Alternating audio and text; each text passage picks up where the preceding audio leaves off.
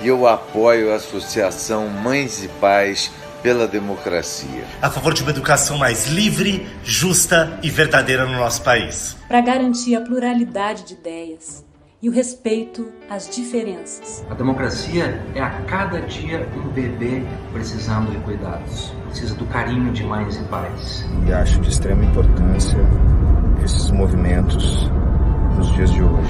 Estamos juntos por um futuro de educação emancipadora. A Associação Mães e Pais pela Democracia surgiu num momento muito importante no Brasil. A gente precisa disso para conversar numa boa, com liberdade, com tudo certo, mas sem medo de falar e sem proibição de falar sobre as coisas. Para que essas crianças possam ter o direito de exercitar sua coragem e a gente possa aprender com elas.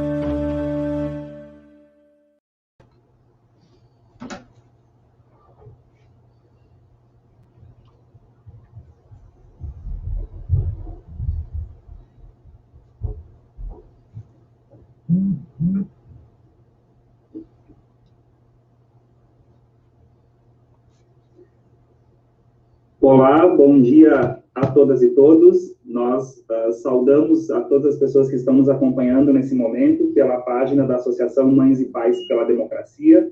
Eu sou Daniel Momoli e sou do Comitê Popular Estadual de Acompanhamento da Crise Educacional no Rio Grande do Sul. E na manhã de hoje nós vamos apresentar a segunda parte dos resultados de uma pesquisa que foi realizada a partir do trabalho desse comitê, com o protagonismo da Associação Mães e Pais pela Democracia e com o apoio de todas as entidades que compõem esse comitê, para que pudéssemos diagnosticar a situação da educação na cidade de Porto Alegre e, em seguida, as responsáveis técnicas pela pesquisa, a Aline Kerber e a Sabrina Leal, apresentam como a pesquisa foi sendo construída, retomam os resultados que foram divulgados na semana passada, apresentam a segunda parte desses resultados. Gostaria também de saudar a presença de todas as entidades que compõem o comitê e que estão aqui conosco, que são as signatárias dessa pesquisa. A Associação Mães e Pais pela Democracia, a Associação dos Orientadores Educacionais do Rio Grande do Sul, a UERGS, a Associação dos Supervisores Educacionais do Rio Grande do Sul, a SERS, o Fórum Gaúcho de Educação Infantil, o FGEI, o CEPERS, sindicato, o SIMPA, o SIMPRO-RS, o SINASEP-IPSUM, a Associação Brasileira dos Estudantes de Ciências Sociais, do Comitê do Rio Grande do Sul, a DUPEG Sindical, a Associação de Educação Popular de Porto Alegre, a Associação das Escolas Superiores de Formação de Professores do Rio Grande do Sul, a ESUPOP, a Seção Sindical do ANDESUPERS, a ANPOP, a MPG, a TEMPA, Café com Paulo Freire, o Comitê do Rio Grande do Sul, da Campanha Nacional pelo Direito à Educação, o Instituto Federal Farroupilha, o Instituto da CNI, o Movimento de Educação Popular, o MEP, a Secretaria Executiva do Conselho Internacional do Fórum Mundial de Educação, a UEE, a União dos Estudantes dos Institutos Federais do Rio Grande do Sul, a UGES, a UNC-MRS, a UNI, e também o Fórum de Estudos da Educação de Jovens e Adultos do Rio Grande do Sul. Essas entidades compõem esse comitê que foi instituído no mês de abril de 2020, quando estávamos iniciando essa situação pandêmica, e desde então, essas entidades têm se reunido semanalmente para que possam avaliar e debater a forma como a educação no Rio Grande do Sul tem enfrentado uma crise e como tem se dado o agravamento dessa crise face à pandemia que estamos vivendo e face ao cenário econômico, social, cultural e também político, né? Então, nesse sentido, é que surge a necessidade de realizar um estudo que pudesse trazer elementos para uma análise dessa realidade, da realidade educacional, no sentido de não naturalizar a desigualdade, de não naturalizar a exclusão, e conforme já imaginávamos, nós estávamos no momento diante de um apagão educacional que a pesquisa tem confirmado. Também quero saudar a presença da Carla Labres dos Anjos, que é conselheira e vice-presidente do Conselho Municipal de Educação de Porto Alegre. Bem-vinda, Carla. Quero saudar o Léo Arno Richter, que representa aqui o conselheiro César Miola, do Comitê Técnico de Educação do Tribunal de Contas do Estado do Rio Grande do Sul. Bem-vindo, Léo, né?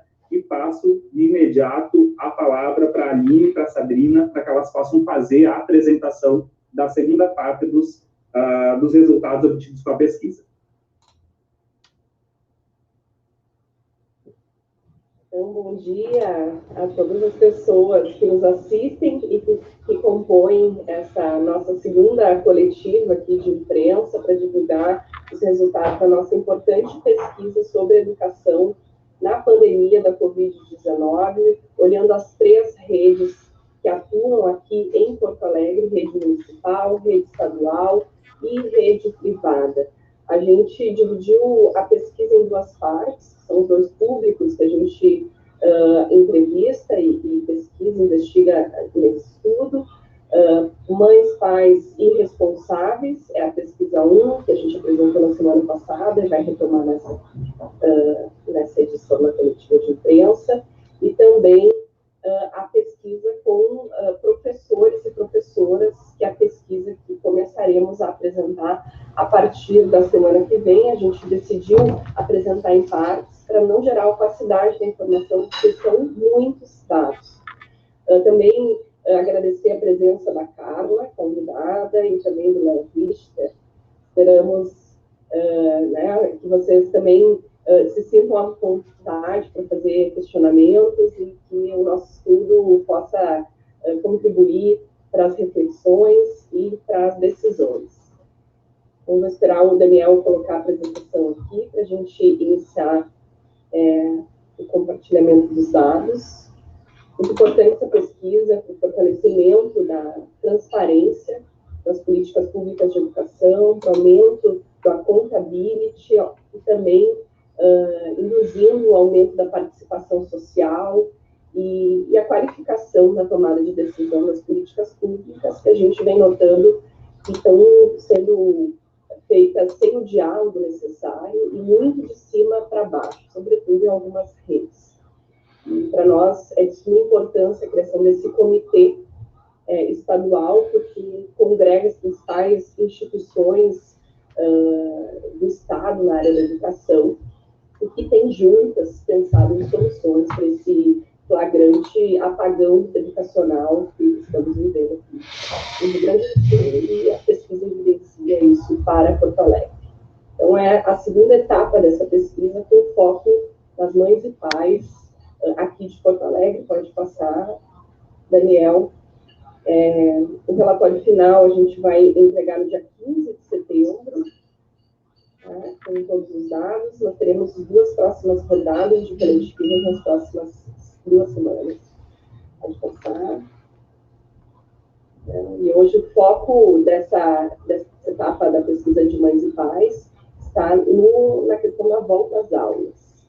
A pesquisa pode passar muito recente, que foi coletada entre 23 e 18 de julho, que aqui a questão da Sabrina Leal foi responsável por essa coleta, pela qualidade desses dados e também o tratamento para a gente poder fazer uma análise que realmente seja confiável e fidedigna. Uma pesquisa totalmente online, que mais de 6.900 pessoas acessaram via link, por bola de neve, uma pesquisa que contou com o esforço institucional de todos que estão aqui representados, e individual dos profissionais, para que a gente pudesse, então, curto tempo, não arriscando as variações, as instabilidades do momento, ter uma coleta de fato confiável.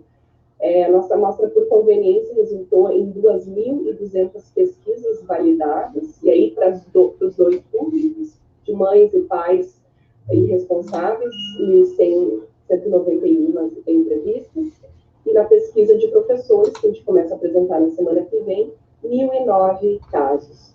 O nível de confiança da pesquisa é de 95%, com uma margem de erro máxima de 4 pontos percentuais. Pode passar.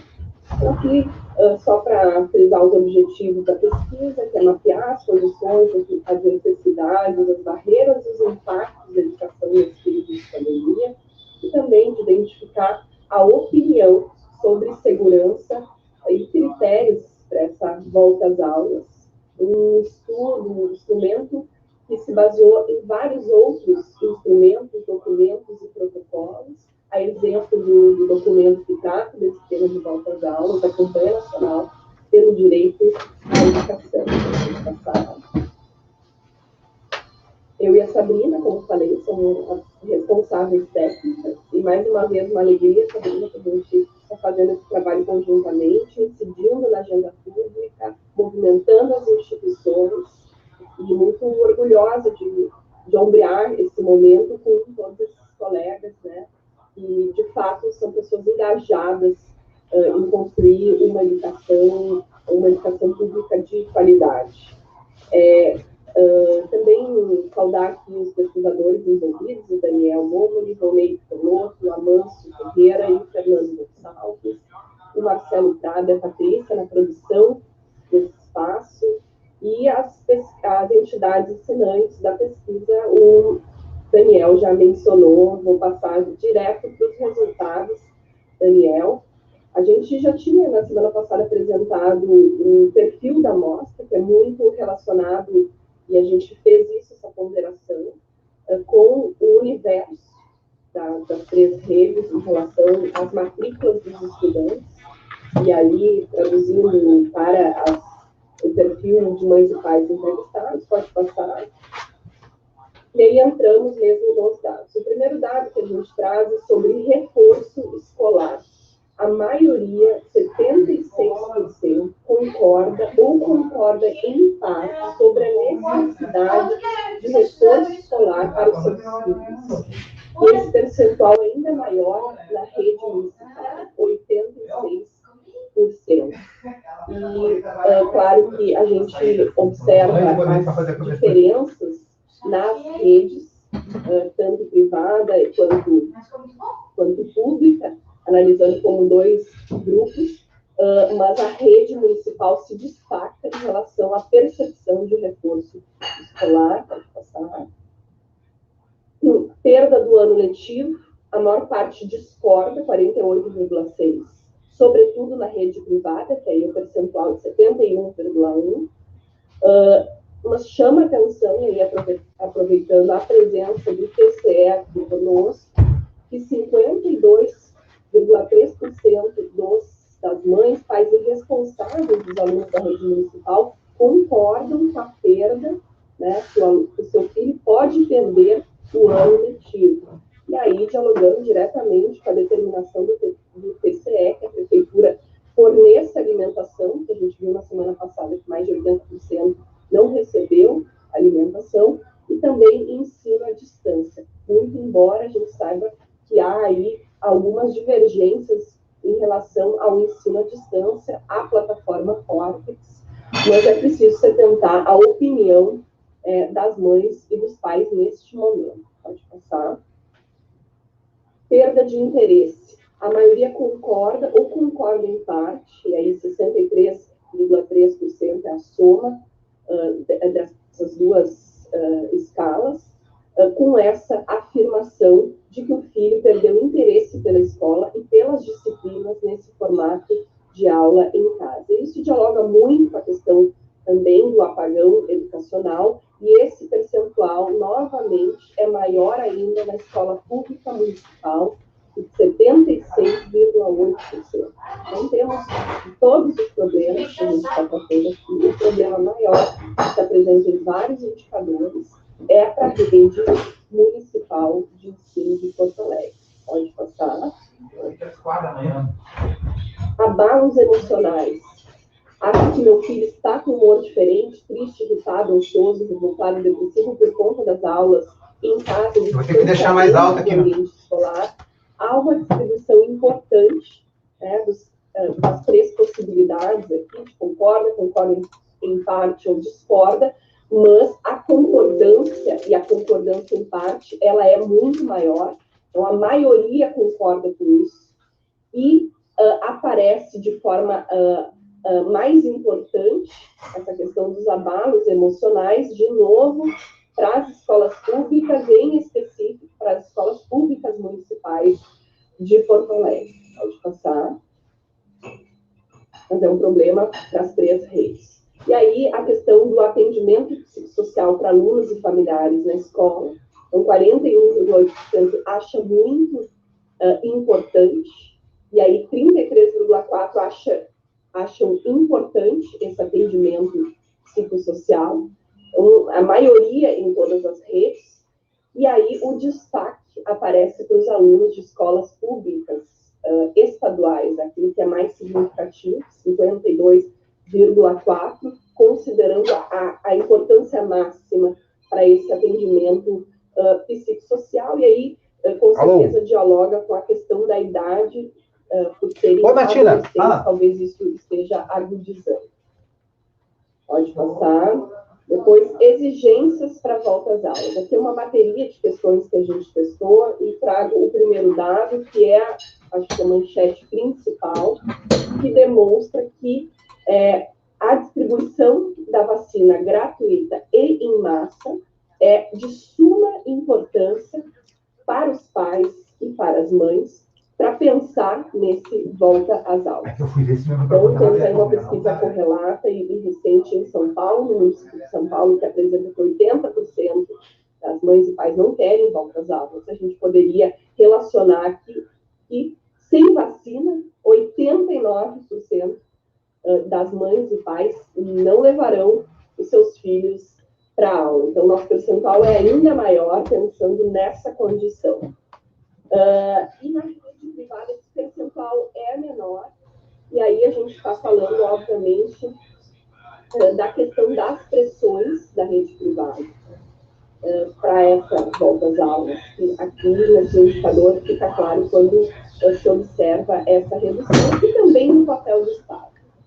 O papel do Estado como um provedor dessas medidas, há também esse entendimento de que talvez de parte da rede privada, que não seja tão relevante, por isso esse percentual menor. Pode passar. E aí também entramos na questão da importância da máscara e álcool gel para toda a comunidade escolar, sendo distribuída. A maioria também considera fundamental, 86,5%. E queria fazer um adendo, né? Na verdade, 2 adendos. Primeiro, que o CAGE, da Receita Federal do município, do Estado, perdão, ele recusou a compra desses insumos por parte do governo do Estado do Rio Grande do Sul, na ordem de 1 bilhão. Né? Isso saiu na semana passada. Acho que é bem importante, porque sem esses insumos, também não é possível de pensar em cenários, e a gente vê que muitas vezes as políticas atropelam isso. E aí também um dado fundamental, que o Brasil é denunciado em ordem internacional por negligência em 2 hospitais psiquiátricos, o Hospital Psiquiátrico de São Pedro e também o de Itapuã. 80% dos pacientes infectados e já 9 mortes. Isso dialoga muito, né, com o provimento, com as medidas sanitárias, com os insumos fornecidos pelo governo do Estado. Pode passar.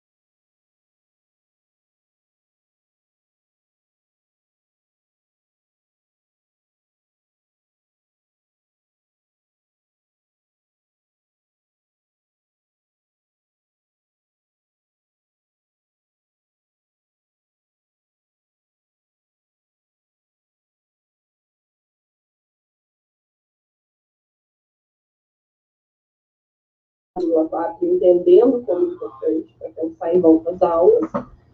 E, de novo, a rede privada, 62% dos pais da rede privada, que dialoga, na minha avaliação, na avaliação da Sabrina, com a concepção de Estado e também com o local de fala, com uma questão de uma classe social, né, mais privilegiada.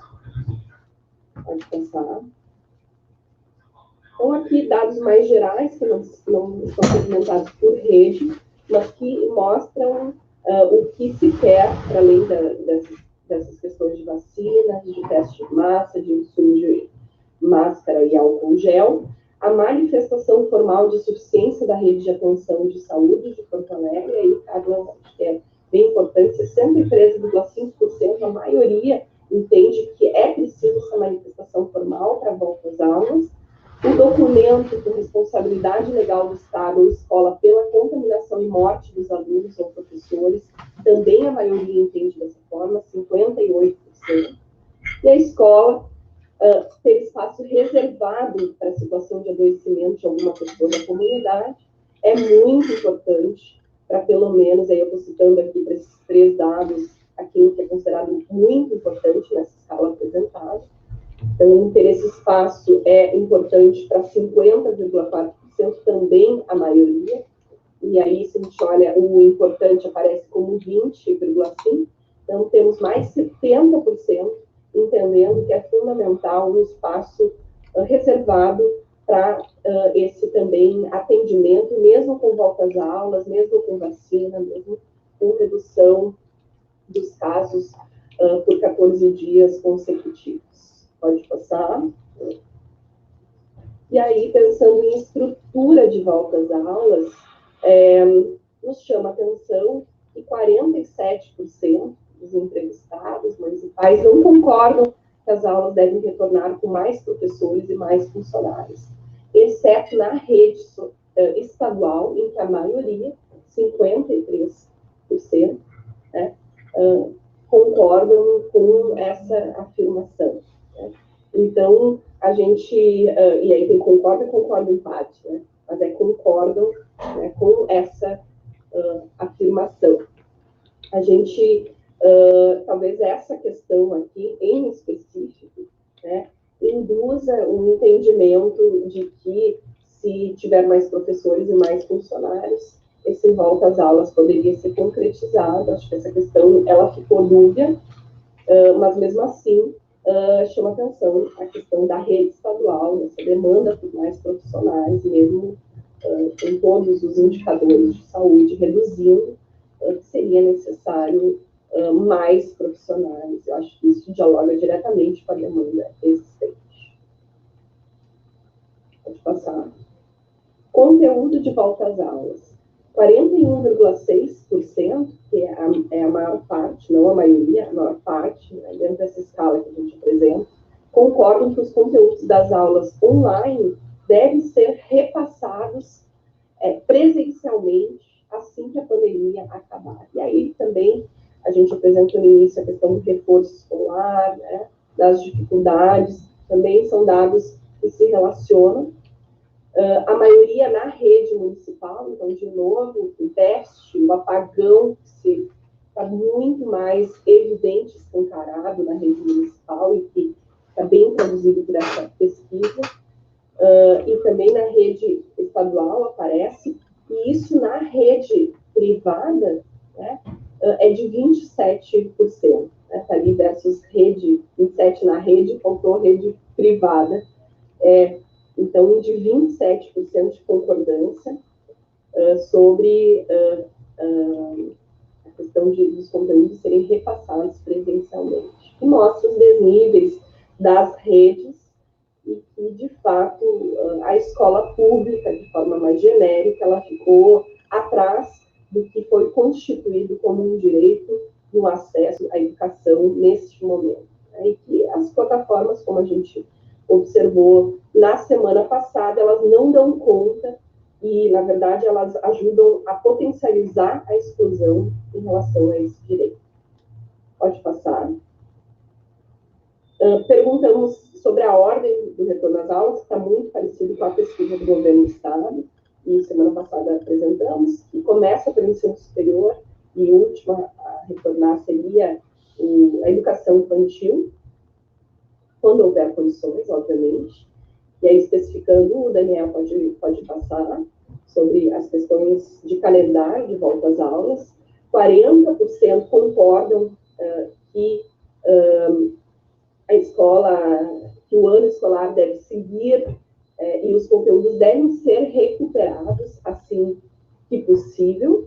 Então, digamos, 40% aqui representa a maior parte, porque tem o não concorda, que é 29,5%, que o ano deva seguir, né? E o concorda em parte, 28,8%. Quem discorda mais que o ano deva seguir, e aí dialogando muito com o que a Cindy também apresentava antes da nossa apresentação aqui oficial, quem discorda mais está na rede, são os pais da rede municipal. Talvez por insatisfação, né, como hipótese, com o ensino-aprendizado e também com as barreiras apresentadas, dialogando também com o apagão educacional. Pode passar.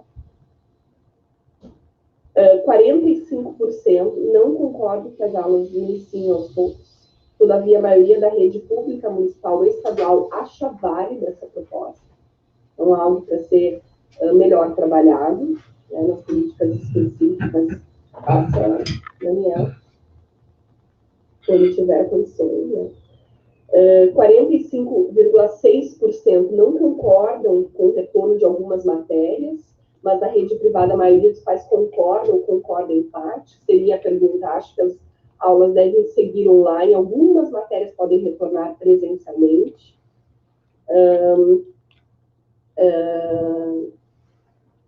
Aos poucos, né, isso quando tiver condições. Então, aí mais uma questão dessa bateria sobre calendário e modalidades de volta às aulas. Pode passar. Depois perguntamos sobre, acha que as aulas devem retornar de uma vez, quando tiver condições, porém com rodízio de alunos irem às aulas em dias diferentes, para evitar aglomeração. Não tem adesão a essa questão. Eu acho que é bem relevante aqui, porque é um modelo que se vem apresentando pelos governos. 74,5% não concordam com o retorno de rodízio de alunos para evitar aglomeração na sala de aula, quando existir de fato as condições. Pode passar. Então, esses são os dados que a gente selecionou para hoje, completando as questões estruturadas que investigamos nessa pesquisa única, mães e pais da rede estadual, municipal e privada de Porto Alegre. E aí destaco novamente os prejuízos e as distâncias da escola pública como um todo, mas o agravamento dessas condições e desse afastamento da escola em relação aos alunos das escolas municipais de Porto Alegre. Certo, muito obrigado, Aline. Eu peço se a Sabrina tem considerações sobre a pesquisa. Que também é uma das responsáveis pela elaboração. Bom dia. Bom dia a todas e a todos. Quero agradecer a oportunidade da gente estar aqui estudando esses dados, né, com esses parceiros que, enfim, viabilizaram essa pesquisa. Nós absolutamente não conseguiríamos se não fosse uma ação coletiva de todas as entidades, né, enfim, compartilhando links. Em princípio, eu estou, né, no apoio técnico aqui no sentido de esclarecimentos, mas acho bastante importante colocar, né, que a Aline já colocou no início, mas ressaltar que por ser uma pesquisa online, que as pessoas, enfim, mais desfavorecidas, né, que não têm um acesso à internet, é muito difícil da gente alcançar com esse tipo de pesquisa, né? Então, salientar, né, atentar para isso. Embora a pesquisa tenha apresentado, enfim, né, diversos entraves para o aprendizado dos jovens, especialmente nas escolas públicas, né, ainda não conseguimos falar com as pessoas que estão mais na ponta, né, com as pessoas mais pobres, que não têm acesso à internet por conta, né, da metodologia em si, né, da técnica de coleta de dados. Então, com intervalo de confiança, enfim, da pesquisa, mesmo assim, existe uma grande probabilidade dessa situação ser pior na medida em que a gente não conseguiu acessar as pessoas que realmente não têm acesso à internet. Né? Então, vejam só, esses dados absurdamente discrepantes, desiguais, né? Ainda assim, existe uma grande possibilidade de ser pior ainda o cenário por conta da falta de acesso dessas pessoas em participar da pesquisa. Eu acho que seria isso por hora. Sabrina, então, muito obrigado.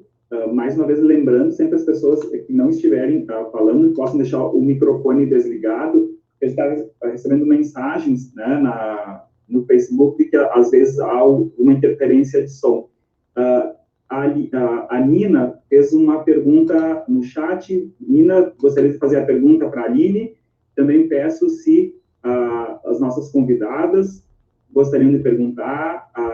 O Léo Arno, né, tem a Carla, que é a vice-presidente do Conselho Municipal de Educação, que está acompanhando, o Léo, que representa o conselheiro César Miola, que é do Comitê Técnico de Educação do Tribunal de Contas do Estado do Rio Grande do Sul. Gostaria também de perguntar se vocês gostariam de fazer alguma consideração.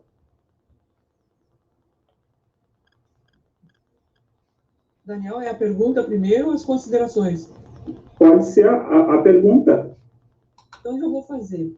Na questão em que os pais responderam sobre o maior número de profissionais na rede estadual, seria possível conectar com a constante falta de funcionários de escolas, profissionais de educação, supervisores e orientadores e de professores? Seria possível pensar nesse viés, Aline? Esse dado, a gente não tem como fazer essa conclusão, mas há uma pista de que seja isso, que há um destaque relevante e significativo do ponto de vista estatístico em relação à rede estadual. Então, e aí dialogando com a realidade, nós sabemos do déficit, né? e toda a precariedade existente nesse momento, e que é anterior, mas que vai se agudizar para esse processo de volta às aulas. E que população de risco, considerando que a volta às aulas inicia no ano que vem, com vacina, mesmo assim, né, tem uma população de risco de funcionários, de professores, né, que vão ser retirados de cena para que a vida seja protegida. Então, acho que dialoga sim, né, pode ser pensado nesse viés, mas é uma pista que a gente tem, não tem como tirar uma conclusão, porque não há, né, de forma explícita a possibilidade da gente ter essa resposta, nem por algum cruzamento, mas a gente pode inferir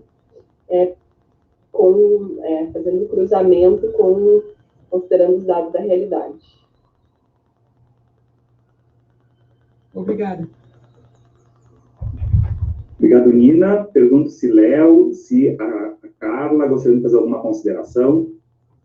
Eu gostaria de fazer uma consideração e cumprimentar todos novamente, né? E obrigado aí pelo convite. Umas pessoas que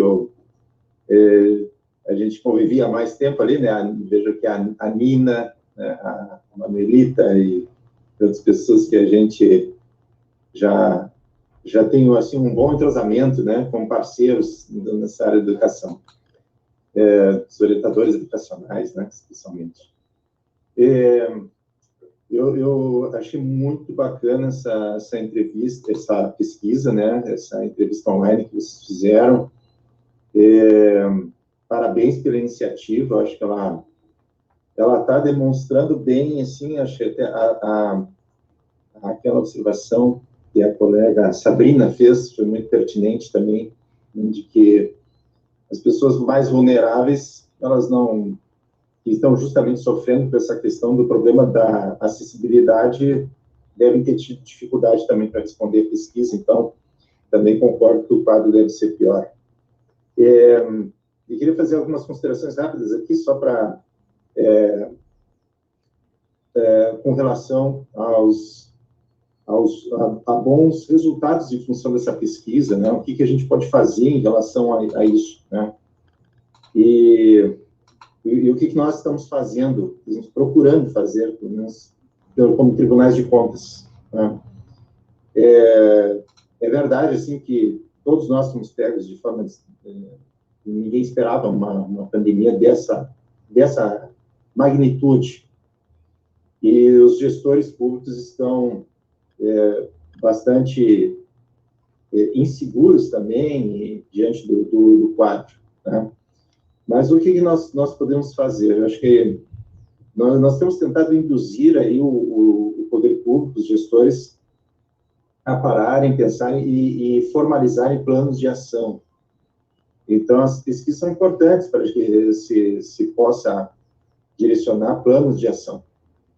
Então, nós fizemos um comitê técnico do Instituto Rui Barbosa, só para vocês entenderem, o Instituto Rui Barbosa é um instituto de pesquisa de pesquisas dos tribunais de contas de todo o país. Nós fizemos uma parceria com o Instituto de São Paulo, chamado Articule, a professora doutora Alessandra Guotti. Nós já temos, sim, gabinetes de crise. Nós montamos gabinetes de crise em Rondônia, um gabinete de crise em Goiás, e estamos montando agora uma articulação de um gabinete de crise da educação, eles são chamados GAEPs, um gabinete um GAEP Brasil. Nós estamos articulando isso para trazermos diversas entidades aí também do sistema judicial e mais com o controle externo. Não com a intenção de substituir os gestores, mas que a gente possa criar uma rede de intersetorialidade. Então, essa é a palavra da moda agora, né? Nós temos que nos aproximar para trabalharmos com uma rede intersetorial. E eu tenho acompanhado essas reuniões, né, dos GAEPs de Rondônia e de Goiás, e eu vi alguma coisa aqui na pesquisa. Desculpe se eu estou me estendendo, só queria completar um pouco, dar essas notícias e talvez sirva de subsídio para vocês. Sabe o que está acontecendo, assim, quando a gente vai colocar na ponta do lápis, como se diz, um plano de ação para a retomada das aulas e tudo mais que está angustiando em relação à educação nesse momento, eu fiquei bastante preocupado, porque a gente vê as contas lá de gente que está se envolvendo, gente da educação pública que está se envolvendo e querendo fazer o melhor. Gente, essa questão agora da higienização das escolas, os custos são elevadíssimos, né? Os preços dispararam. Não vou fazer aqui um juízo de valor, né? Quem é que está certo, quem está errado aí, porque, né? Mas só expondo a realidade. Ali eu vi que tinha uma pergunta, né, sobre se deveria aumentar as equipes de professores ou de funcionários nas escolas, né? Olha, pelo que os protocolos de higienização exigem, não tem jeito, tem que ter mais gente para toda hora limpar alguém. Se alguém vai no banheiro, né, o banheiro tem que estar limpo, aí a pessoa vai no banheiro, daí quando ela sai de lá, alguém tem que entrar lá e limpar tudo de novo, né? E são muitos detalhes, tá? E por isso que a gente precisa... Bom, aí nós temos que ter compras, temos que ter orçamento, temos que ter pesquisas de preço, temos que ter... eu vi ali que a Aline referiu, eu até fui atrás dessa informação aí também, Aline, que é a CAGE. A CAGE é a Controladoria e Auditoria Geral do Estado, tá? A CAGE é responsável pelo controle interno das ações do governo do Estado. Então, se eles bloquearam, então, aí, 1 bilhão de compras de máscara e álcool em gel, é que alguma formalidade aí da compra não estava sendo preenchida. Isso que as formalidades das compras estão sendo bastante, assim, as formalidades estão ficando bem abertas, né, para que não haja uma burocracia, né, que é normal de acontecer nas compras. Então, até vou ver isso também, Aline, por que a CAGE, né, bloqueou essa compra. Mas, então, tem... O que eu já encerrando a minha fala, é dizer assim, bom, eu achei a pesquisa muito interessante, acho que ela deve ser levada aí a conhecimento do público e dos gestores, tá? E eu acho que com que sentido? Eu acho que com esse sentido, que a gente precisava criar aí também no Rio Grande do Sul uma rede intersetorial, que a gente pudesse sentar junto aí, Ministério Público, Tribunais de Contas, Defensoria, Sistema do Judiciário, né, Sistema Judicial, os conselhos municipais de educação, né, que são, para mim, são fundamentais, né, os conselhos municipais de educação, o conselho que a gente não dava muita importância, né, dava importância pela nossa, desculpes, eu vou falar pela nossa, né, ignorância, assim, de funcionamento como comunidade, né, a gente precisa trabalhar mais, nos olharmos mais como uma sociedade, como comunidade. Conselho de Alimentação Escolar. É um conselho que passava despercebido, né? E agora, olha a importância do Conselho de Alimentação Escolar, né? Os conselhos, todos eles, são muito importantes. Conselho tutelar, né? Diante aí da violência que essas crianças estão sofrendo agora em casa, né? Que aumentou muito a violência doméstica aí, os abusos contra as crianças. Então, aqui está dizendo que tem eco, da minha parte aqui está tudo desligado, né, em volta aqui, não tem nenhum barulho. Então, eu acho que todos esses atores, né, do controle social, controle externo exercido pelos tribunais de contas e pelos parlamentares, e o controle judicial, além dos gestores, obviamente, dos gestores públicos, né, sentarmos, conversarmos, né, a representação aí dos pais, dos alunos, né, dos próprios alunos. Então, porque ninguém tem, assim, uma receita pronta, né, de como que vai resolver todos esses problemas. E é só, no nosso ponto de vista, nós estamos exigindo isso, estamos exigindo planos de ação dos gestores, mas para fazer um plano de ação, precisa dialogar, né? Precisa se aproximar e dialogar e ouvir todos os lados, né? Porque é muito comum se ouvir assim, mas é que isso aqui, alguém pode dizer assim, mas eu discordo dessa opinião desses pais aí também, são um bando de desinformados. Bom, se eles estiverem desinformados, a culpa é de quem? Né? De quem não informa direito também, né? Bom, não é bem assim. Bom, não é bem assim, mas é a impressão que as pessoas estão diante do que chega até elas, né? Então, estou dizendo se alguém for fazer um contraponto, né? Mas eu acho que a pesquisa é bem real. Acho que ela apresenta bem a realidade. Mas é isso, eu me delonguei aí, né? Mas tentando contribuir de alguma parte, de alguma forma, né? Para esse debate. Obrigado. Léo, são considerações muito importantes que tu trazes, até porque nós temos uma informação que saiu, foi divulgado ontem, do Tribunal de Contas da União também, que aponta para os riscos relacionados ao Programa Nacional de Alimentação Escolar, o PNAE, o Programa Dinheiro Direto na Escola, o PDDE, né, durante a crise que foi provocada pela pandemia, né? E aí o Tribunal de Contas também tem feito esse acompanhamento em relação às ações desenvolvidas pelo Ministério da Educação, e as informações que tu nos trazes para pensar o Rio Grande do Sul estão articuladas também com o contexto nacional, que é algo que foi motivando o surgimento desse comitê em abril, quando nós entendíamos que não estava tendo uma ação organizada em relação à reorganização da articulação entre a União, os estados e os municípios, né? Então, tanto que o comitê pensa tanto os municípios, todos os municípios do Rio Grande do Sul, o estado, a rede federal e a rede privada, né? Sempre na perspectiva da garantia do direito à educação. Tem inscrito para fala... Só queria dizer uma coisa, Daniel. Tu tens a íntegra desse voto do TCU? Eu tenho ele, não sei se tu tens a íntegra. Eu tenho ele na íntegra também. Então tá. Então, ok. E essa pesquisa de vocês vai estar disponível aonde? E essa apresentação, nós temos como receber isso? Nós podemos encaminhar o resultado final, a princípio, de acordo com a Aline e a Sabrina, ficam prontos em setembro, próximo do dia 15. E essa apresentação nós vamos encaminhar para o mesmo e-mail que foi o convite. Ótimo. Então, estão inscritos. Tem a Carla, que é do vice-presidente do Conselho Municipal de Educação, tem a Cindy Sandri, que é do SIMPA, e também tem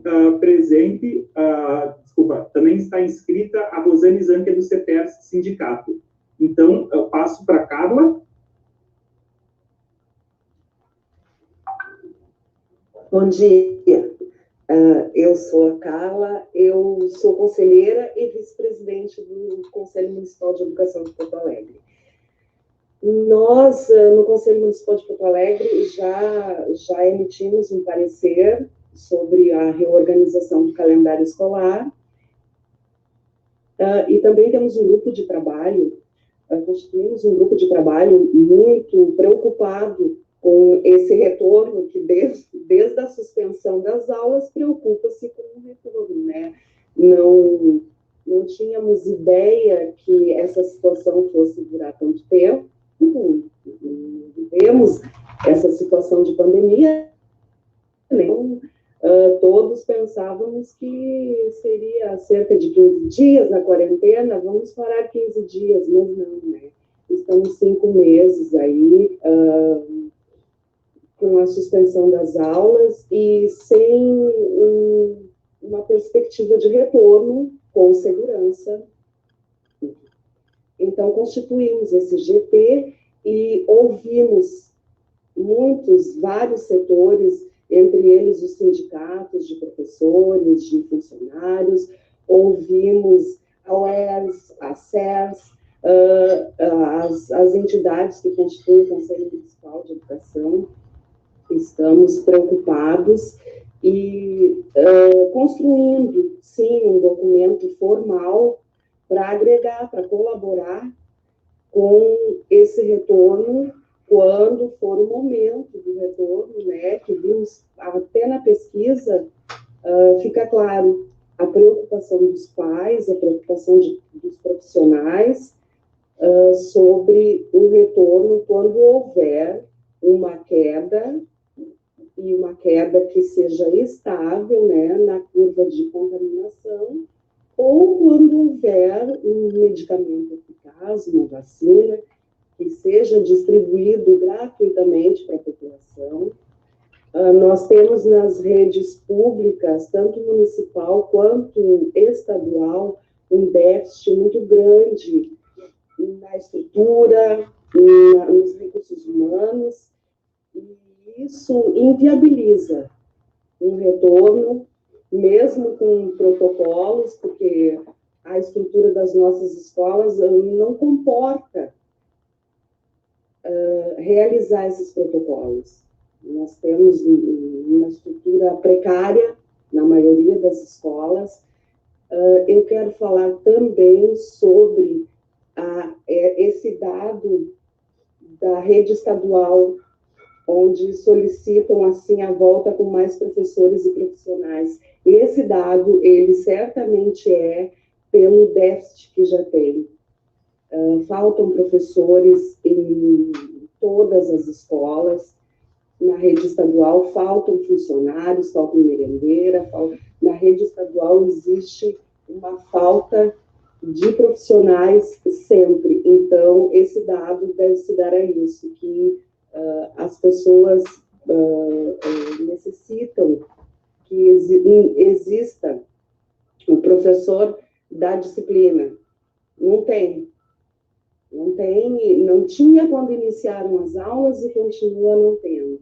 Embora o Estado diga que está contratando, mas eu tenho 2 filhos na rede estadual e falta professores para os dois estão no ensino médio e falta professor. Então, eu atribuo que esse dado se dê muito a isso. E também porque o governo do Estado, a Secretaria de Educação do Estado, afirma que o retorno será em forma de rodízio. Se houver rodízio, é claro, precisa haver mais profissionais para fazer a higienização, até para troca de turno, para o professor que deu aula pela manhã não dar aula à tarde, né?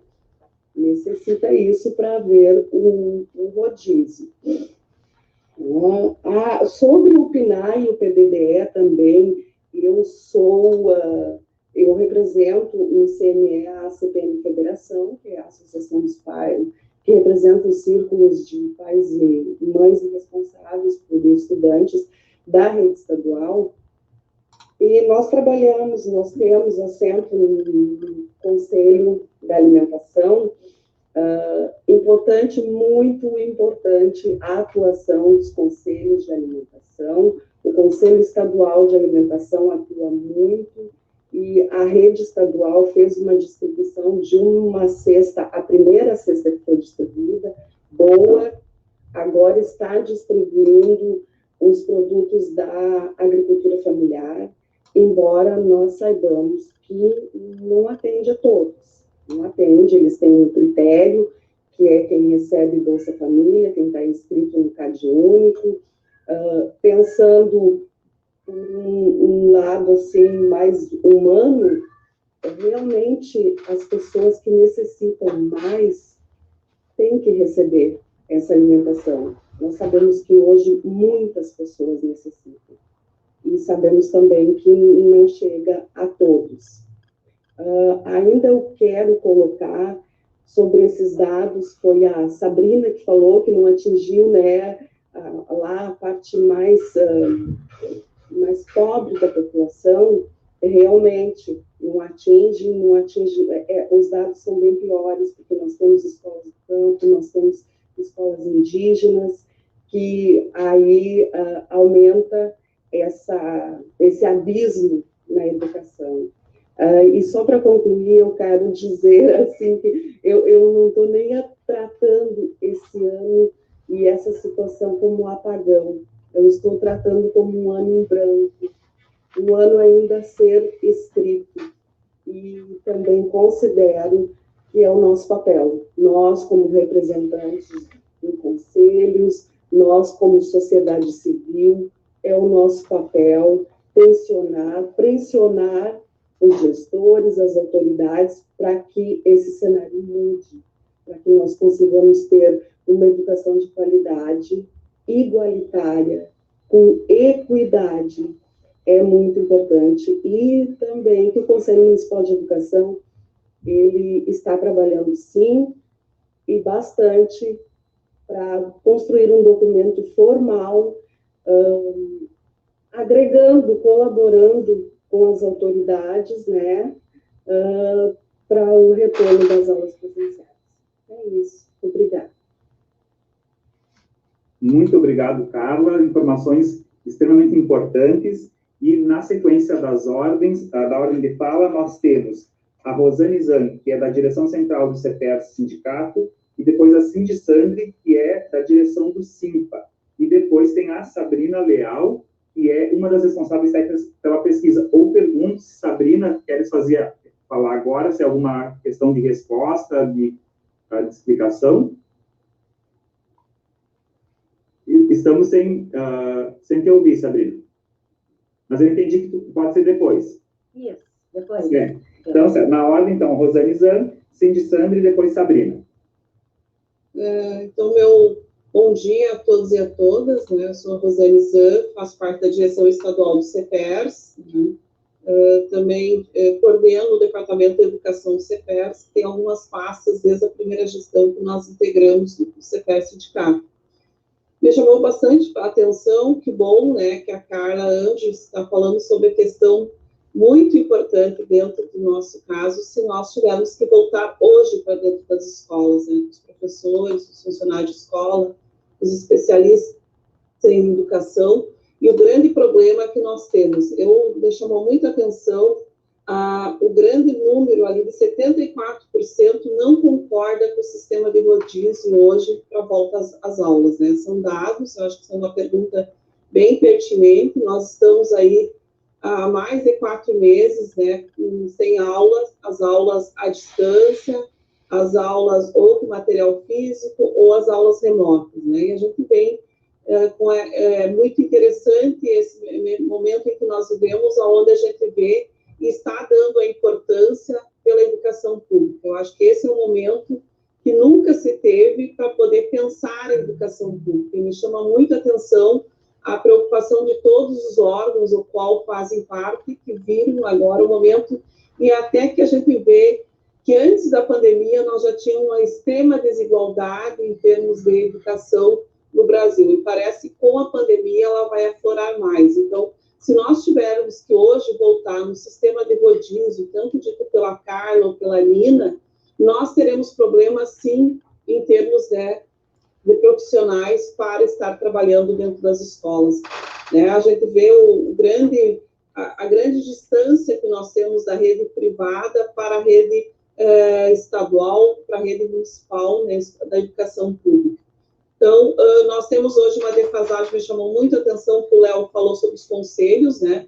Nós temos o Conselho Estadual de Educação, que nós estamos com ele incompleto, onde o governo do estado do Rio Grande do Sul quer um sistema paritário, e a gente sabe da importância de um Conselho Estadual de Educação, um Conselho Municipal de Educação, onde se fala sobre a questão pedagógica, onde se fala sobre o respeito à educação como um todo e as normas, né, que são normatizadas pelo Conselho.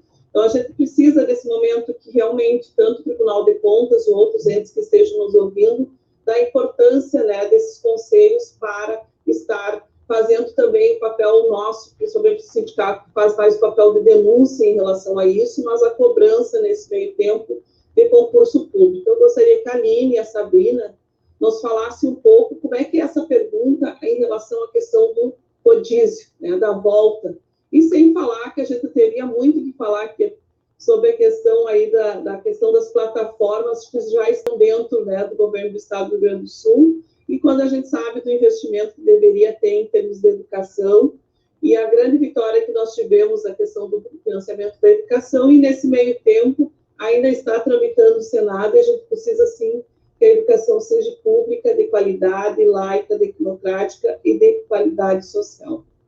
Então, eu gostaria que as gurias me falassem um pouquinho mais sobre como é essa questão aí do sistema de rodízio. Seria isso. Obrigada. Certo, obrigado, Rosane. Então, pergunto se a Sabrina e a Aline gostariam de responder agora, ou se esperam a rodada de falas para depois responderem. A rodada? Certo. Então, na nossa lista temos a Cindy Sandri, que é do SIMPA, depois a Sabrina, e temos também a Denise Francisco, que está aqui representando a UERGS.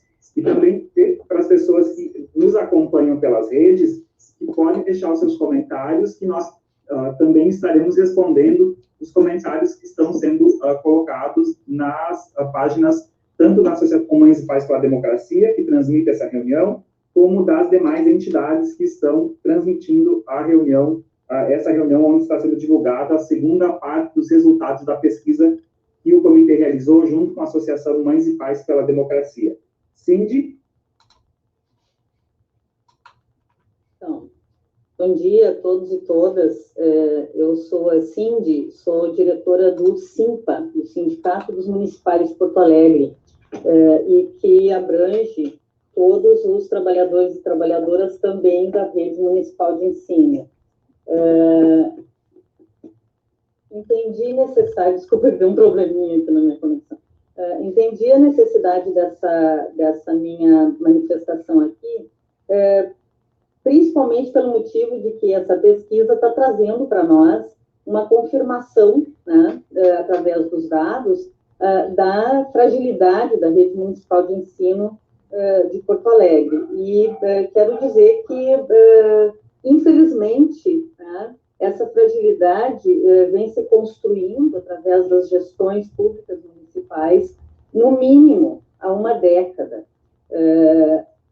A história conta, de mais de década atrás, que esta rede municipal de ensino ela era referência, inclusive, internacional para algumas questões de construção de conhecimento e de construção de proposta político-pedagógica para uma ação em rede, né?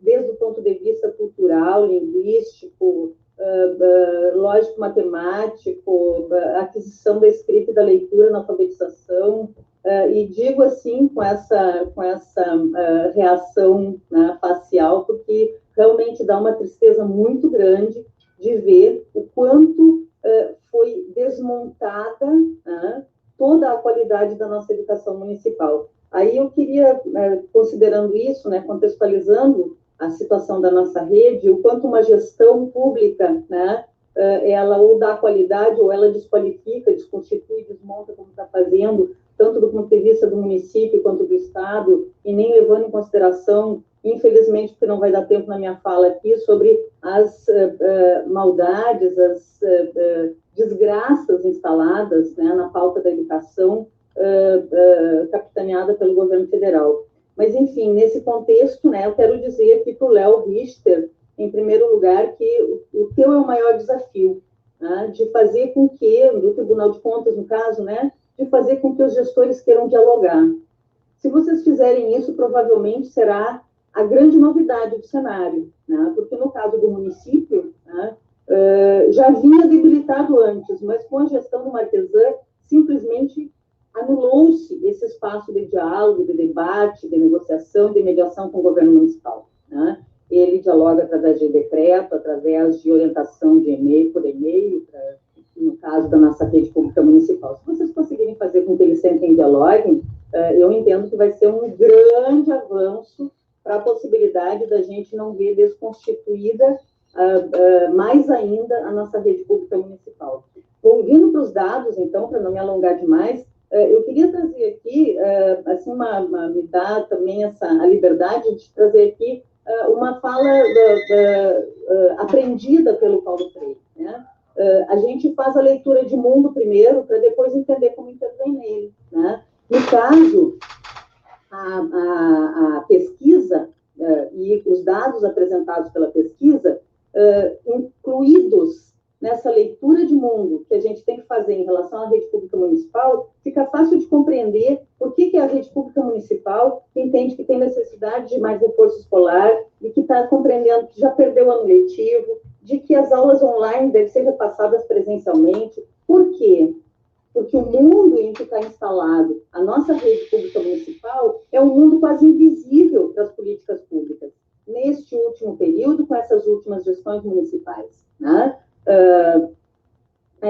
Não há reconhecimento desses dias para considerar o final do ano letivo, não concorda com o rodízio dos alunos, né? Por que isso? Porque o mundo em que eles estão vivendo, esses equipamentos de educação pública municipal, não permite, de nenhuma forma, trabalhar com qualquer condição de assentamento de uma ferramenta que não tem acesso, para a qual eles não têm acesso.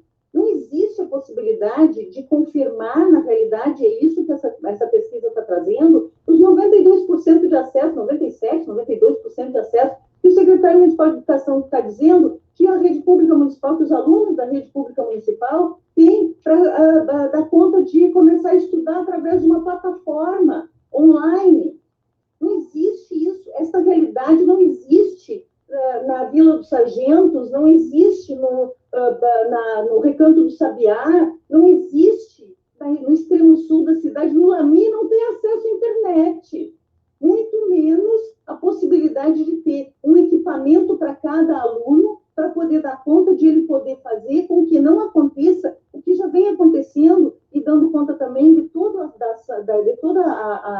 acesso das redes públicas, né, através da internet, as aulas, onde nós já temos depoimentos de famílias em que os alunos estão entrando noite adentro, né, madrugada dentro, para poder fazer rodízio, para ter acesso a um único equipamento, né, uma única ferramenta virtual, para poder dar conta de fazer suas aulas online. Não existe isso. A nossa rede pública municipal não faz parte desse cenário montado pelo governo municipal.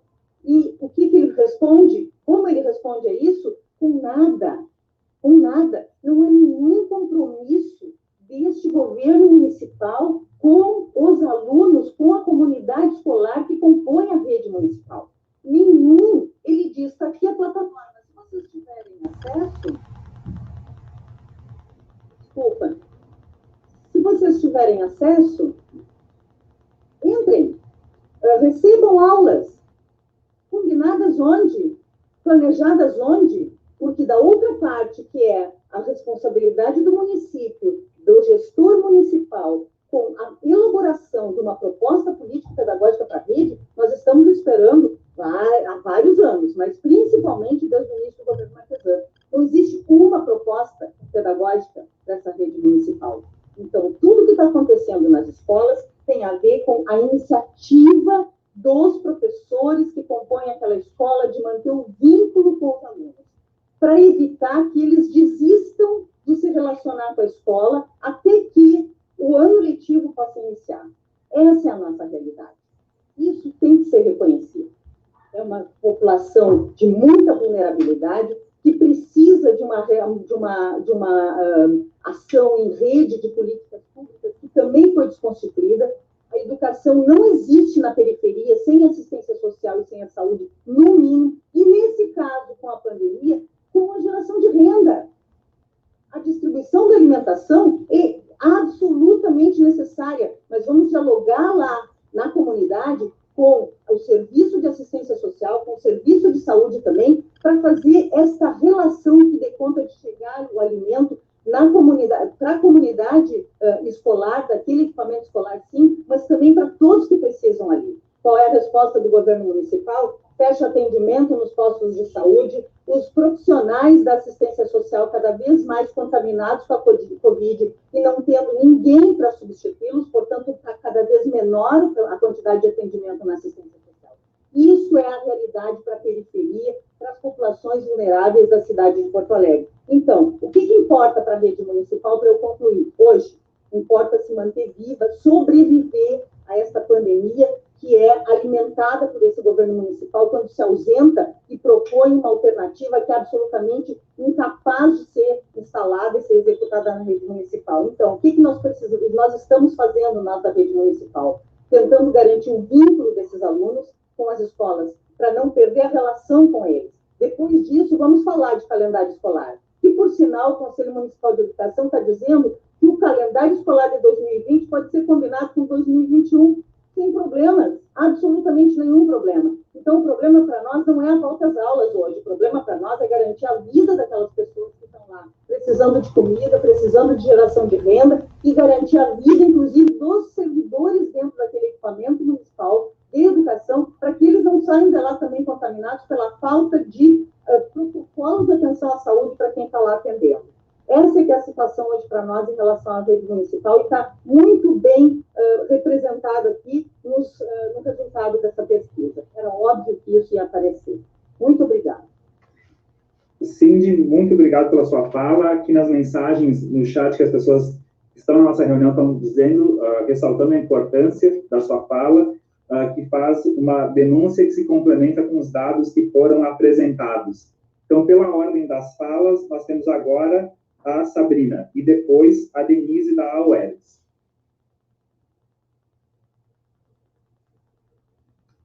Bom, pegando o gancho da Cindy, primeiro parabenizar a Cindy, bela fala, Cindy, é exatamente isso, né, falando numa linguagem bem popular, o buraco é muito mais embaixo, né. Nós, inclusive, apresentamos na primeira apresentação, né, nos primeiros dados, na semana passada, esse dado de que apenas 14%, né, dos alunos da rede municipal têm acesso à banda larga, né, contra 64,2% das escolas particulares. Então, aí a gente já vê que realmente é uma diferença gritante, né, esse dado de que as pessoas têm acesso, enfim, né, existem formas de se analisar dados, né, ter acesso é uma coisa, ter acesso de qualidade com banda larga é outra, né. E especialmente essa questão também dos aparelhos para acesso, né? Nós sabemos por relatos, né, por empíricos, né, nós não temos isso medido na pesquisa, mas sabemos, né, por várias redes, que as famílias estão vendendo celulares para comprar alimento, né? Semana passada mesmo, uma amiga, né, enfim, o filho de uma amiga, enfim, o menino estava entrando em depressão porque não conseguia acompanhar as aulas, né, ele acompanhava com o celular da mãe, que era muito precário, e aí nós nos mobilizamos para conseguir um tablet, mas enfim, né, não tem como a sociedade civil se mobilizar para tanta demanda, né, e para tanta desigualdade. E também, assim, a gente falou algo muito interessante, que é do Paulo Freire, né, que a partir desse concreto, né, a partir dessa realidade que nós temos, para justamente conseguir analisar esses dados. Né.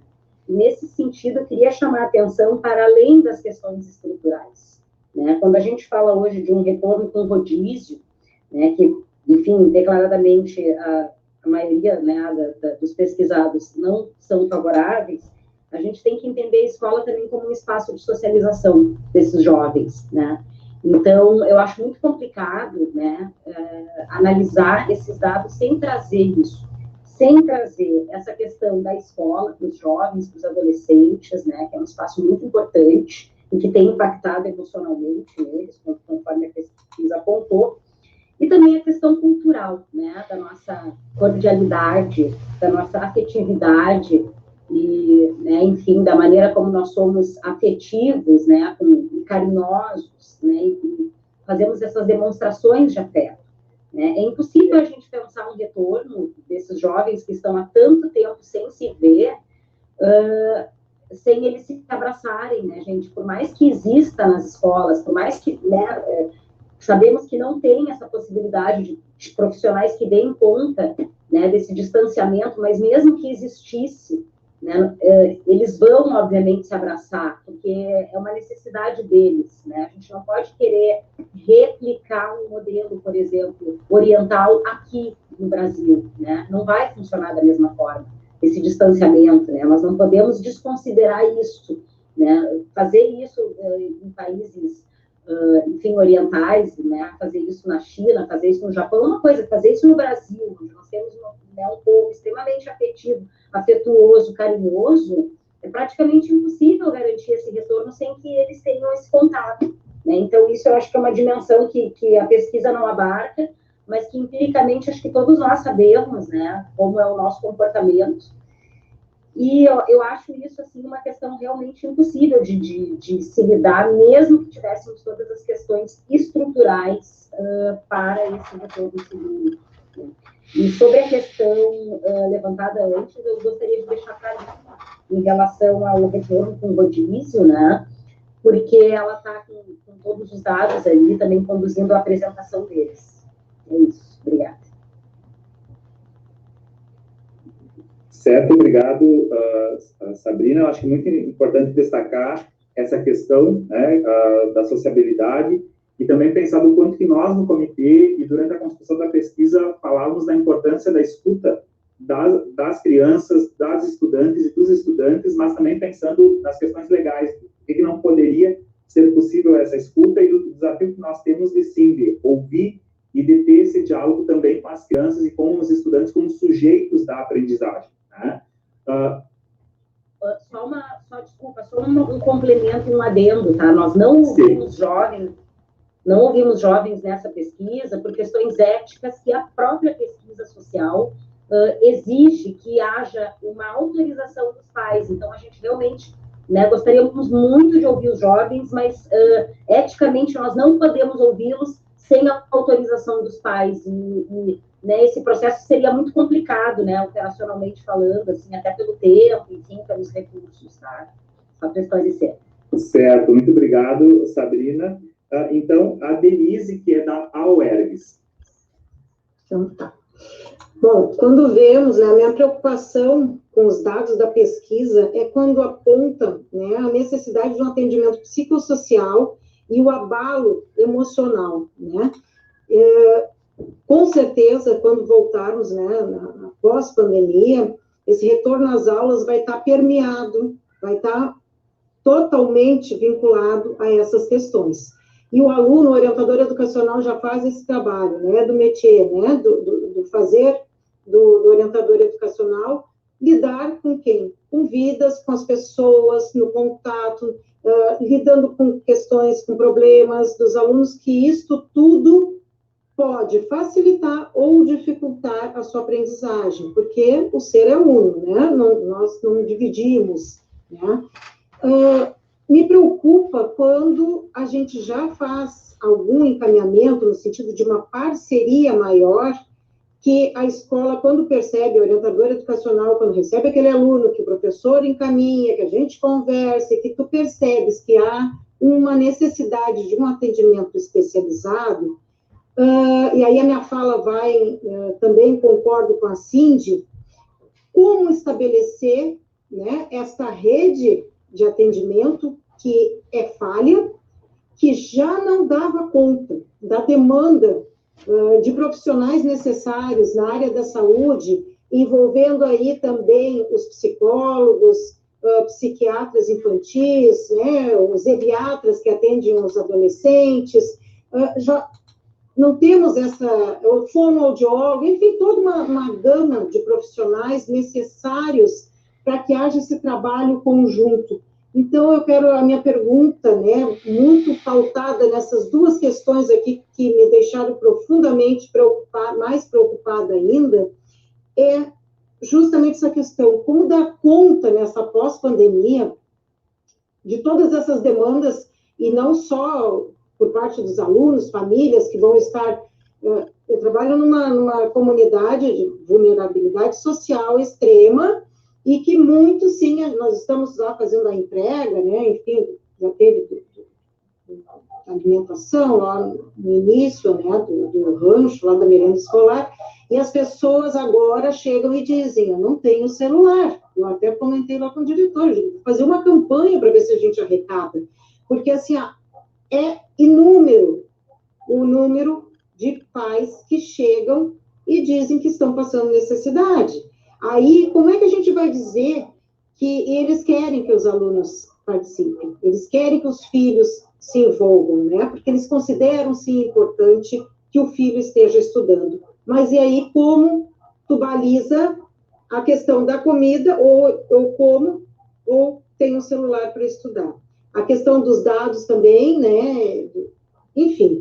Só isso para a gente pensar um pouco e para que se alargue essa questão desse RH, muito necessário na área da saúde, que já estava anteriormente, a gente já fazia os encaminhamentos e não tinha um retorno, ou uma demora no atendimento pela falta dos profissionais na área da saúde. Era esse meu questionamento. Certo, Denise, muito obrigado. Aqui, pelas inscrições, nós não temos mais nenhum pedido de fala, então eu passo para a Aline e a Sabrina para elas responderem os questionamentos que foram sendo feitos, e também deixo aberto, caso alguma outra entidade queira complementar. Perfeito, Daniel. Acho que as perguntas são ótimas e nos ajudam a complexificar e desvelar esse grave problema que estamos enfrentando coletivamente. Então, só respondendo ali ao início, ao Léo Richter, tem um boletim da CAGE que anunciou, então, essas questões de aquisição que foram barradas. Os dois principais argumentos para isso, inclusive passei para o Daniel já confirmou que vai enviar também por e-mail, é a questão do desperdício.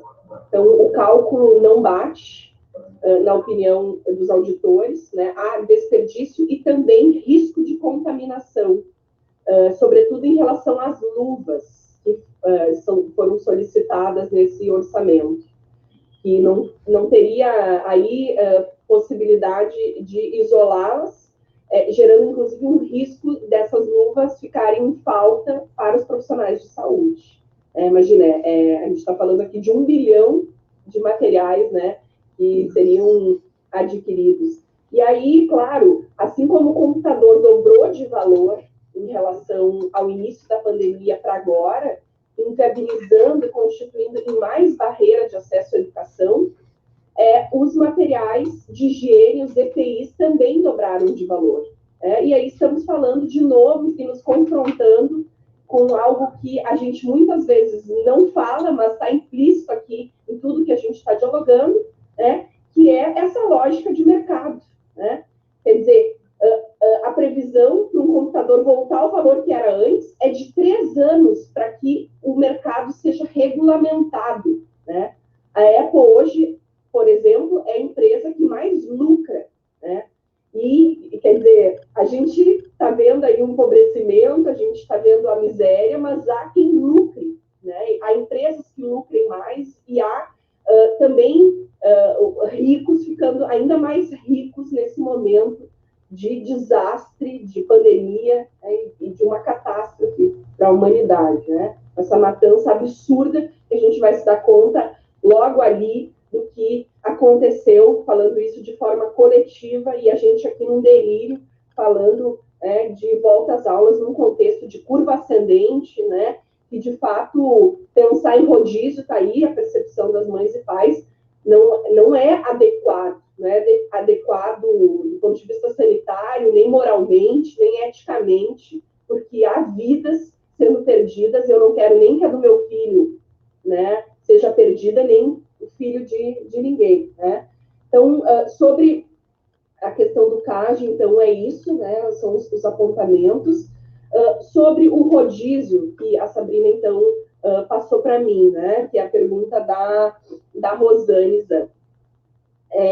A questão textual, a pergunta se deu dessa forma: acho que as aulas devem retornar de uma vez, porém com rodízio de alunos irem às aulas em dias diferentes para evitar a aglomeração em sala de aula. 74,5% não concordam com o retorno de rodízio de alunos. Esse percentual é ainda maior para as escolas públicas estaduais. Aí sim entendo que acho que foi a Cindy que falou, não foi a Cindy, foi a Carla, do déficit, né, percebido pelas mães e pelos pais de professores, que dialoga também com a questão da estrutura, né, numa contratação de professores e funcionários, que também se destaca na escola pública estadual. Acho que aqui temos outra pista nessa questão do rodízio, enfocando nas escolas públicas estaduais.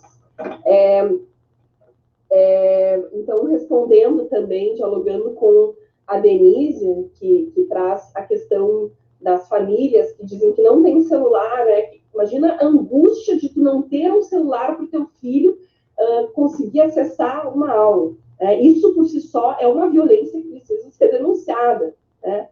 Então, de fato, a gente também tem escutado muito esses relatos, tem ecoado demais. Acho bacana as campanhas de arrecadação, assim como as campanhas feitas para distribuição de cestas básicas, só que a gente precisa cravar o pé de que isso é compromisso estatal, isso é política pública, não pode ser substituída pelo voluntarismo, boa vontade e a vontade de se abraçar e resolver os problemas individuais, né? Porque isso, inclusive, pode dificultar, né, a priorização dessa agenda do ponto de vista das ações governamentais.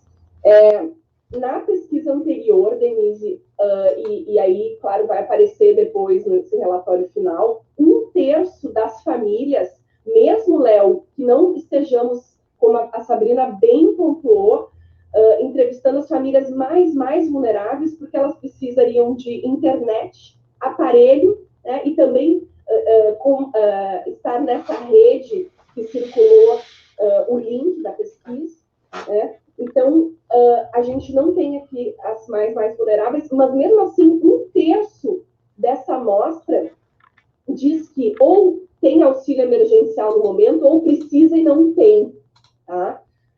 E a maioria esmagadora, 80% no município e 90% no estado, não recebeu cesta básica. Então, o direito à educação e à segurança alimentar não estão sendo assegurados pelo Estado e pelo município. Isso também precisa ser novamente lembrado.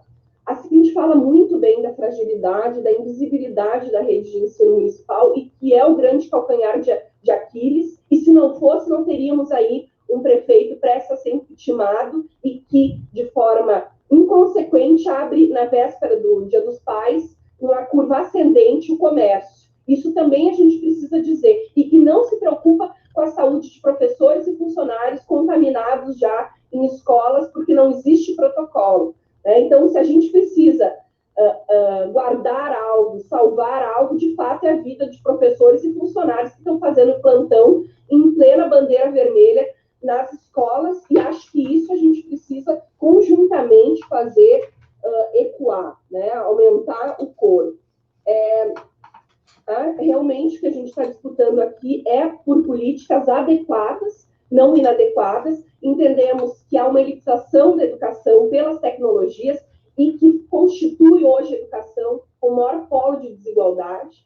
Não é justo com a educação, não é justo com a escola, não é justo com os professores. Isso recaia sobre a educação, o aprofundamento do abismo, né, que nos separa enquanto sociedade. Então, acho que respondi aqui as questões que foram colocadas, imagino que sim, né? Então, antes de passar para o Daniel, gostaria de agradecer a enorme audiência que tivemos. De fato, estamos incomodando, não temos problema de incomodar. Nossa pesquisa pode sofrer auditoria, a gente tem um controle pelo IP, né, dos respondentes, a gente tem uma ponderação desses dados em relação à população como um todo, então uma amostra ponderada, é uma pesquisa científica, e claro, né, os mais vulneráveis que já estão e já são invisibilizados porque não têm acesso à internet, a computador, não estão considerados nessa pesquisa. Quer dizer, o problema é ainda maior, e as soluções apresentadas, e eu destacaria aqui ao final,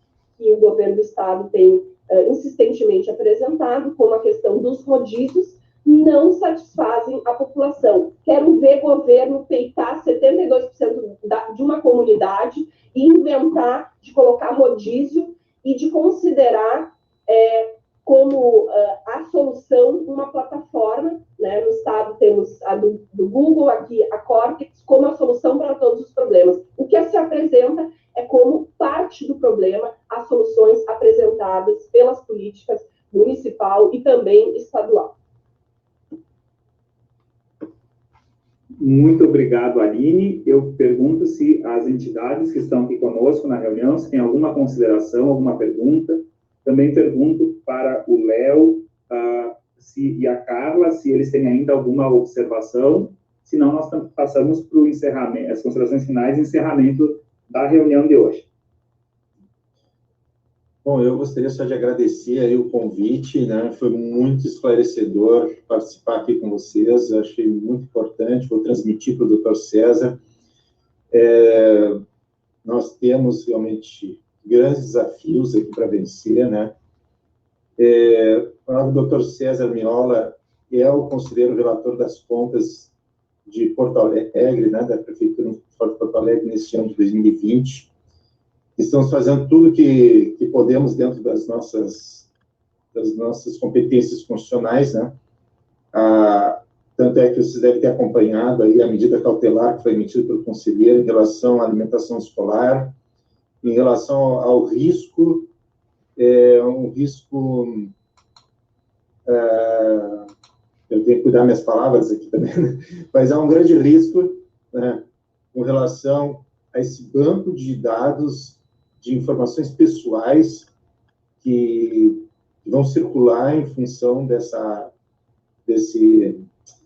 plataforma aí de ensino, né? Nós estamos muito preocupados com isso. O Supremo Tribunal Federal já decidiu que as nossas informações pessoais, elas são nossas, né? Elas não podem ficar assim expostas, e há um grande interesse mercadológico nessas informações, e nós estamos muito preocupados com isso. Quais são os procedimentos de segurança que estão sendo adotados pelo município em relação a essas informações pessoais? A gente não tem respostas. E com relação à alimentação escolar, tanto eu como o Dr. César, a gente vem da rede pública, né? Sempre estudamos da rede pública, então a gente sabe o que é uma merenda escolar, sabe qual é a importância da merenda escolar na vida das pessoas, e isso não está sendo garantido. Nós estamos fazendo o que podemos ali, né, dentro das decisões, né?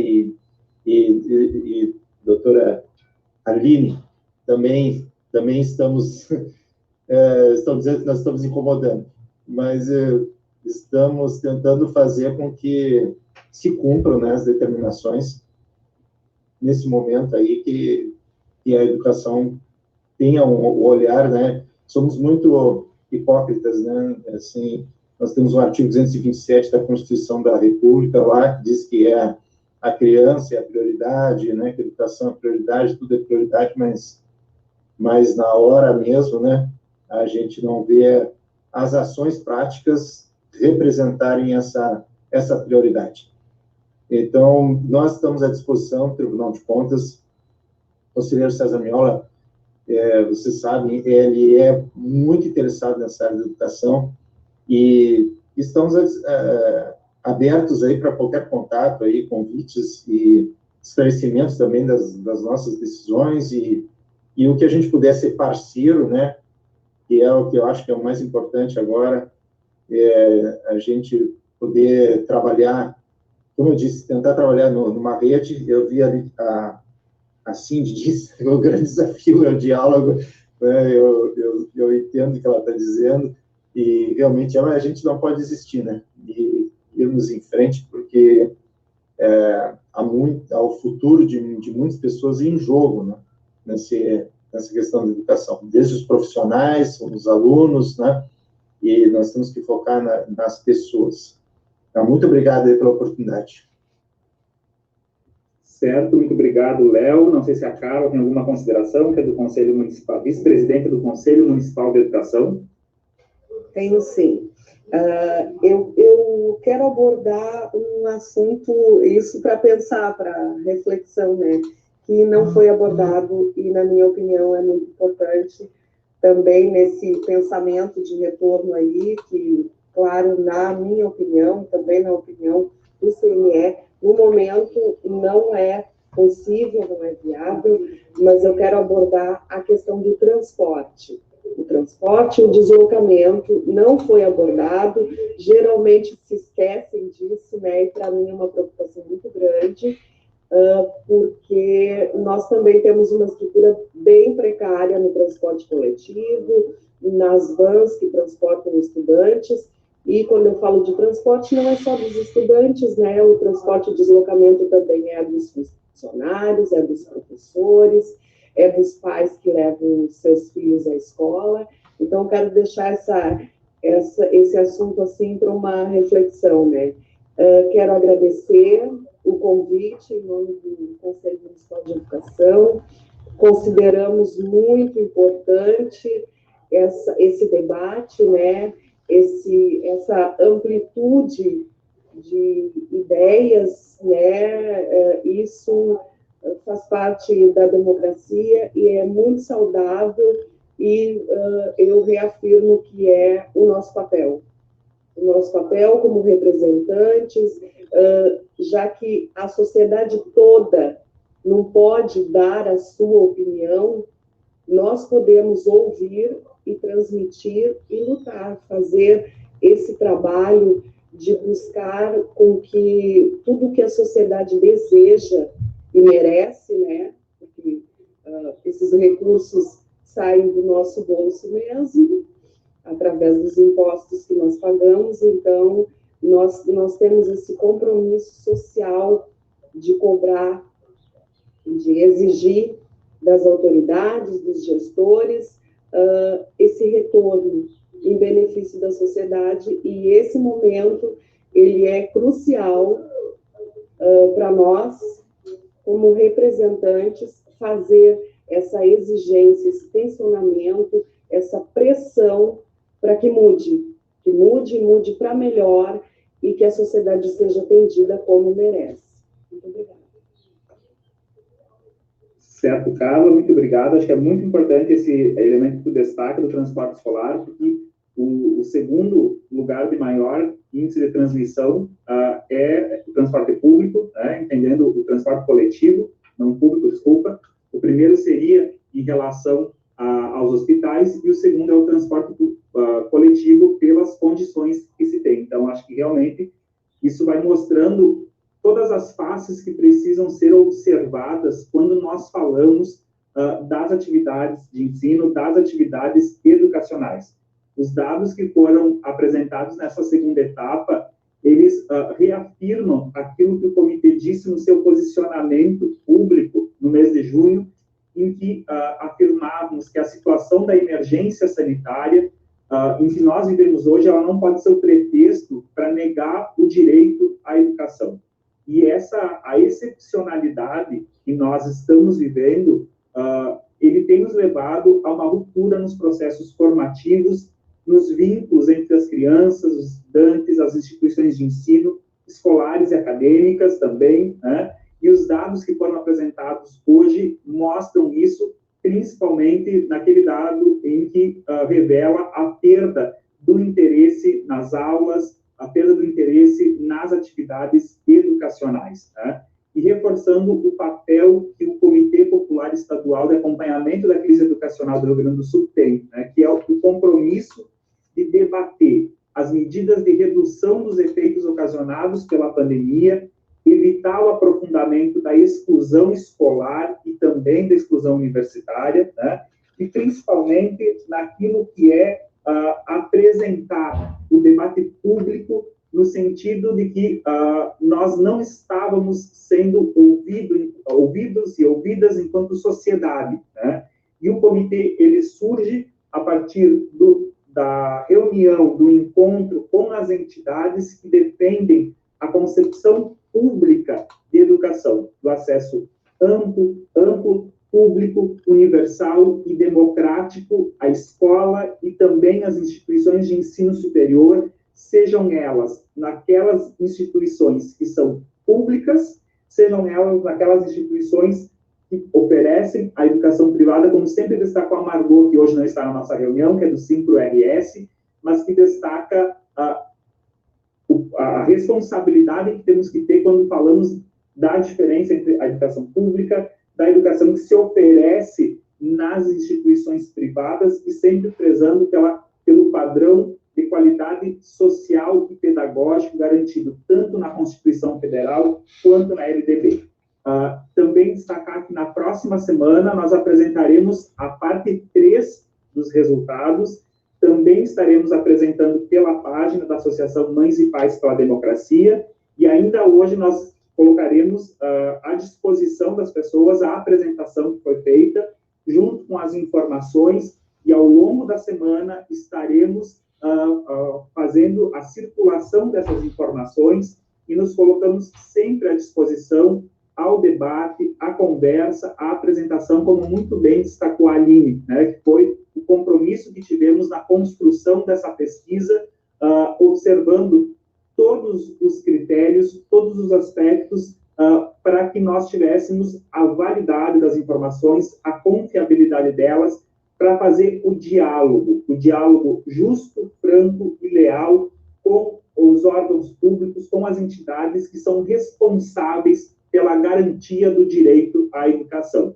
Então, me despeço, agradeço muito a todas as entidades que compõem esse comitê, as presenças aqui da vice-presidenta do Conselho Municipal de Educação, a Carla dos Anjos, do Léo Arno Richter, que representa aqui o conselheiro César Miola, do Comitê Técnico de Educação, do Tribunal de Contas do Estado, e também a todas as pessoas que nos acompanharam na manhã de hoje pelas páginas das entidades que compõem esse comitê e também pela página da Associação Mães e Pais pela Democracia.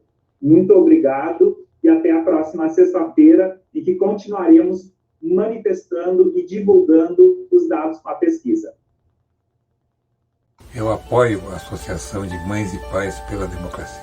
E eu apoio a Associação Mães e Pais pela Democracia. A favor de uma educação mais livre, justa e verdadeira no nosso país. Para garantir a pluralidade de ideias e o respeito às diferenças. A democracia é a cada dia um bebê precisando de cuidados. Precisa do carinho de mães e pais. E acho de extrema importância esses movimentos nos dias de hoje. Estamos juntos por um futuro de educação emancipadora. A Associação Mães e Pais pela Democracia surgiu num momento muito importante no Brasil. A gente precisa disso para conversar numa boa, com liberdade, com tudo certo, mas sem medo de falar e sem proibição de falar sobre as coisas. Para que essas crianças possam ter o direito de exercitar sua coragem e a gente possa aprender com elas.